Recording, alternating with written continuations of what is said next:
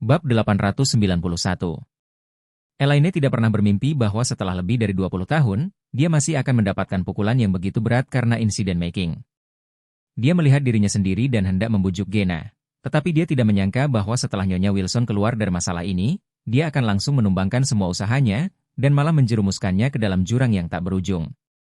Beberapa wanita yang datang untuk memukulinya semuanya pernah mengalami masa lalu yang tragis karena dicampuri oleh wanita. Jadi ketika mereka memukulnya, mereka membawa semua kebencian baru dan lama mereka ke dalamnya, dan mereka tidak menunjukkan belas kasihan sama sekali.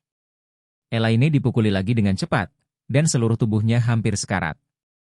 Beberapa kali Elaine merasa dia akan syok, tapi sebelum dia benar-benar terkejut, dia dibangunkan 2 kali oleh orang lain.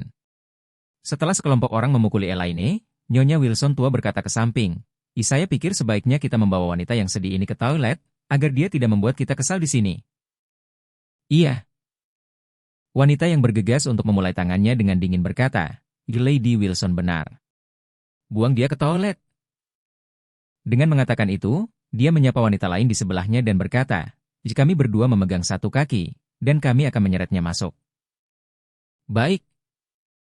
Pihak lain segera mengangguk dan setuju, jadi mereka berdua menarik kaki Elaine dan menyeretnya dari tanah ke toilet. Wendy juga buru-buru mengikuti.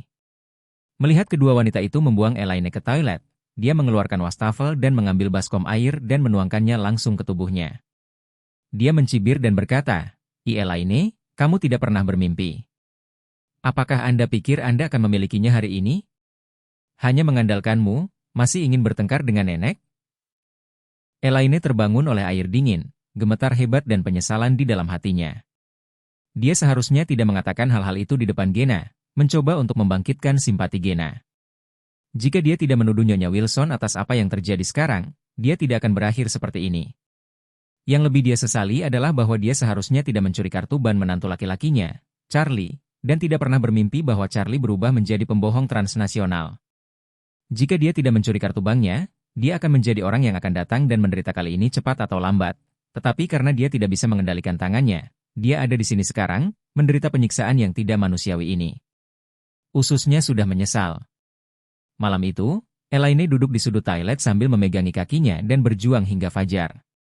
Di malam hari, Elaine sudah terserang demam tinggi, yang membuatnya bingung. Lebih penting lagi, dia belum makan apapun selama hampir 48 jam.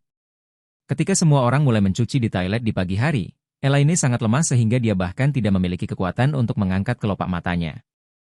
Seseorang di dalam sel pergi untuk mengambil sarapan untuk seluruh sel. Sarapan terdiri dari bubur nasi dengan roti kukus. Ketika Gena dan yang lainnya sedang makan, mereka menemukan bahwa Elaine belum keluar, jadi dia menyuruh seseorang untuk berkata, masuk dan lihat apakah wanita yang sedih itu sudah mati, dan seret dia keluar jika dia tidak keluar. Jadi pria itu datang ke toilet, melihat ke arah Elaine, dan menemukan Elaine sedang meringkuk di sudut sambil menggigil, jadi dia berjalan ke depan, menjambak rambutnya, dan tiba-tiba menariknya keluar. Saat Elaine keluar, Gena sudah memakan kotak makan siangnya. Sama seperti kemarin pagi, Gena menghabiskan bakpao kukus dan sengaja menyisakan sekitar sepertiga buburnya. Kemudian dia melihat ke arah Elaine dan berkata sambil bercanda, jika kamu belum makan apapun selama 2 hari 2 malam. Kamu pasti lapar. Bab 892. Elaine mengangguk dengan linglung, dan berkata, Sister Gena, izinkan saya menggigit, jika tidak, saya mungkin benar-benar mati.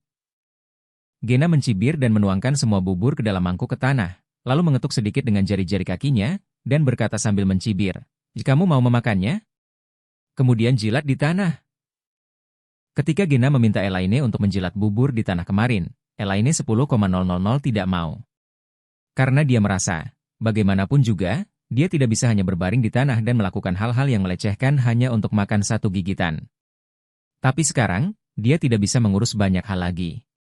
Bagaimana dengan ketiga penganiayaan tersebut, selama masih bisa mengisi perutnya, atau bahkan sekedar mengisi, membiarkan dirinya berlutut di tanah dan menjilat? Jadi dia segera berlutut dan berbaring di tanah tanpa ragu-ragu, menjilati bubur dingin di lantai beton dengan lidahnya. Nyonya Wilson tua sangat senang melihat pemandangan ini. Pikiran bahwa Elaine mungkin tinggal di dalamnya selama 10-20 tahun atau bahkan lebih lama di masa depan membuatnya merasa lebih bersemangat.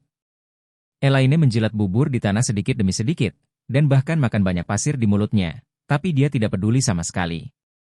Saat ini, Penjaga penjara membuka pintu sel, memandang Elaine di dalam ruangan, dan berkata dengan dingin, Elaine, keluar, kantor polisi akan menginterogasi. Mereka yang belum dijatuhi hukuman di rutan secara kolektif disebut sebagai tersangka.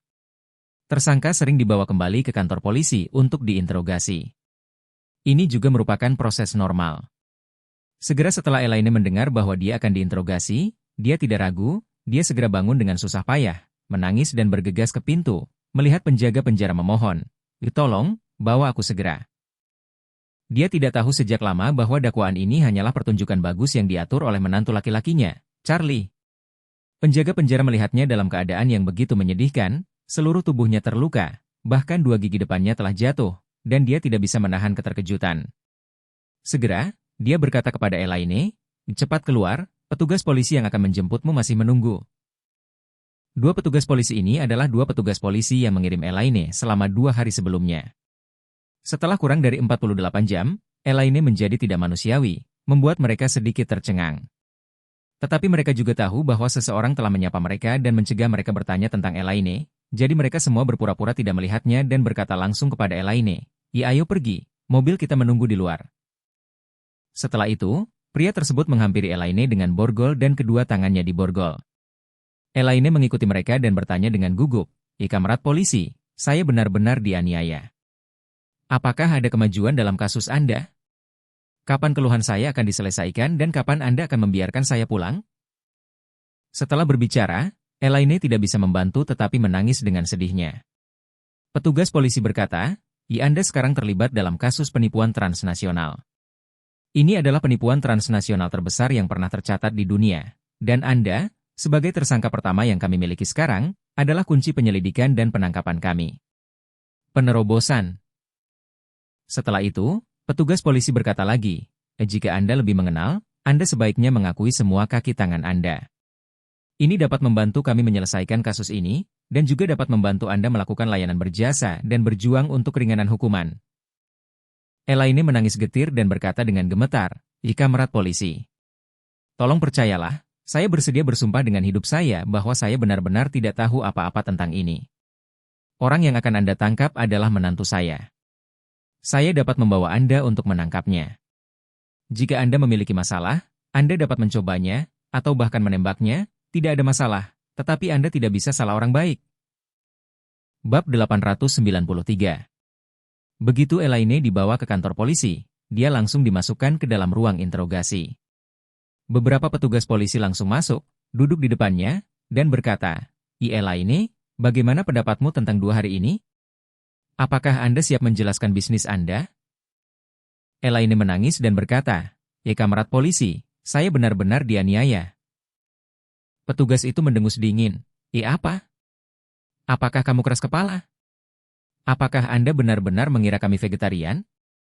Jika kami tidak dapat menangkap kaki tangan Anda harus melawan semua kejahatan sendirian. Dalam kasus ini, Anda mungkin akan ditembak. Ketika dia mendengar bahwa dia mungkin akan ditembak, Elaine panik dan segera memohon. Kamerat polisi, saya sudah mengatakannya berkali-kali, kartu itu benar-benar bukan milik saya. Saya mengeluarkan kartu itu dari saku menantu laki-laki saya, dan kode kartu itu adalah hari ulang tahun menantu saya. Ini cukup untuk membuktikan bahwa kartu ini milik menantu saya, bukan milik saya. Karena Anda mengatakan kartu ini dicurigai sebagai penipuan transnasional, dan Dalang sebenarnya pasti menantu laki-laki saya. Mengapa Anda tidak menangkapnya dan mengadili dia? Petugas polisi itu mencibir, nama menantu laki-lakimu adalah Charlie, kan? Elaine buru-buru bertanya, Anda sudah menyelidikinya. Apakah kamu menangkapnya? Apakah Anda mencobanya tiba-tiba? Apakah Anda menghukumnya untuk memberinya penjelasan singkat?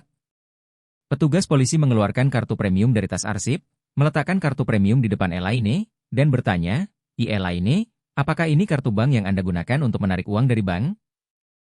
Sekilas Elaine mengenali kartu premium. Begitu dia memejamkan mata dalam 2 hari terakhir, apa kartu ini muncul di benaknya? Jika bukan karena kartu ini, bagaimana seseorang bisa menjadi tahanan dan menderita begitu banyak siksaan yang tidak manusiawi? Jadi dia sangat khawatir tentang kartu ini, dan dia sangat terkesan. Dia dengan kesal berkata, ini kartunya, ini yang saya curi dari saku menantu. Dia pasti pelakunya. Cepat tangkap dia, coba dia, dan tembak dia." Petugas polisi itu mencibir, lalu mengeluarkan portofolio lain, membuka portofolio, dan menuangkan isinya ke atas meja. Apa yang membuat Elaine bermimpi adalah bahwa semua kartu premium yang keluar dari portofolio ini persis sama, dan setidaknya ada beberapa ratus. Elaine berseru dan bertanya, "Ya, apakah kartu-kartu ini ditemukan dari Bestar Charlie?" Petugas polisi berkata, "Ya, sejujurnya, kelompok kriminal transnasional itu memalsukan banyak dari kartu emas hitam ini, dan mereka sangat, sangat cerdas. Mereka membeli informasi pribadi banyak orang dari internet dan membuat sandi kartu palsu. Tetapkan ulang tahun orang-orang ini dan kirimkan kartu-kartu ini kepada orang-orang ini untuk mengelabui mereka agar pergi ke bank untuk memeriksa saldo di kartu ini. Saldo dari setiap ratusan kartu ini adalah 21,9 miliar. Setelah orang yang tertipu tidak dapat mengendalikan keserakahannya dan mencoba mengambil uang dari kartu tersebut, maka dia menjadi kaki tangan untuk membantu kelompok kriminal tersebut menipu bank dan mengambil uang dari bank. Untungnya, Anda tidak mendapatkan uang pada saat itu, Anda telah ditangkap oleh kami. Jika tidak begitu Anda keluar dari bank itu, kelompok kriminal akan melihat Anda, menculik Anda, meminta sandi kartu bank Anda, dan kemudian mengambil singkirkan semua 21,9 miliar yang baru saja Anda penipuan dari bank, dan akhirnya membunuh Anda dan membelah tubuh Anda. Kalau begitu, kamu akan menguap di dunia ini." Elaine tercengang, dia berkata tanpa berpikir, Maksud Anda, kartu ini dikirim ke menantu saya Charlie oleh kelompok kriminal?" "Betul sekali." Petugas polisi itu berkata dengan tajam, dan tidak hanya mengirimkannya kepada menantu laki-laki Anda. Sejauh yang kami tahu, setidaknya ribuan orang di Aurous Hill menerima kartu ini. Ada puluhan ribu orang di seluruh negeri. Bab 894. Saat dia berkata, petugas polisi berkata lagi, menantu laki-laki Anda adalah orang yang sangat jujur, dan orang yang sangat murah hati. Dia tidak memiliki keserakahan. Setelah dia menerima kartu ini, dia menemukan saldo kartu ini. Kami langsung lapor ke polisi. Kami akan memberitahunya untuk tidak terburu-buru, tetapi tanpa diduga, Anda mencuri kartu ini tanpa pikir panjang, dan Anda membawanya ke Citibank untuk menarik uang. Elaine berseru dan berkata dengan menyesal, saya seharusnya tahu situasi ini, bahkan jika saya membunuh saya tidak akan mencuri kartu banknya." Seperti kata Elaine, seluruh orang sudah menangis, dia tidak menyangka dia akan menginjak guntur semacam ini tanpa mata panjang. Ternyata kartu ini adalah milik kriminal yang mencuri data pribadi Charlie, lalu memalsukannya dan mengirimkannya langsung ke Charlie. Apa yang mereka lakukan adalah memikat Charlie dan membuat Charlie rakus untuk saldo 21,9 miliar di kartu. Kemudian meminta Charlie pergi ke bank untuk mentransfer uang keluar dan mentransfernya ke rekeningnya sendiri. Dengan cara itu, Charlie membantu mereka menyelesaikan seluruh proses penipuan bank, dan mereka dapat sepenuhnya menyingkirkan kejahatan dan menghindari semua risiko. Setelah Charlie mentransfer uang ke rekeningnya sendiri, para penjahat ini dapat langsung mendekati Charlie, mengancamnya untuk memanggil uang tersebut, lalu membunuh Charlie dan membiarkannya disalahkan. Memikirkan hal ini, Elaine sudah berkeringat dingin. Dia sama sekali tidak ragu tentang apa yang dikatakan petugas polisi itu padanya. Pada saat ini, dia menyadari bahwa ketika dia hendak mentransfer 21,9 miliar di bank, dia hampir meninggal.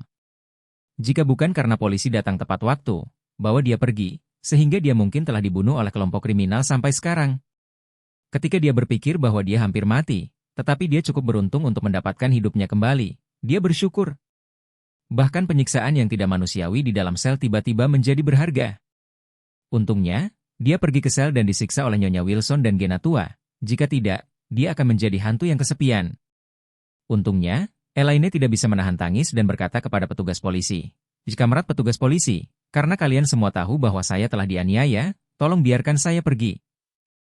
Petugas polisi berkata dengan dingin, "Biarkan kamu pergi.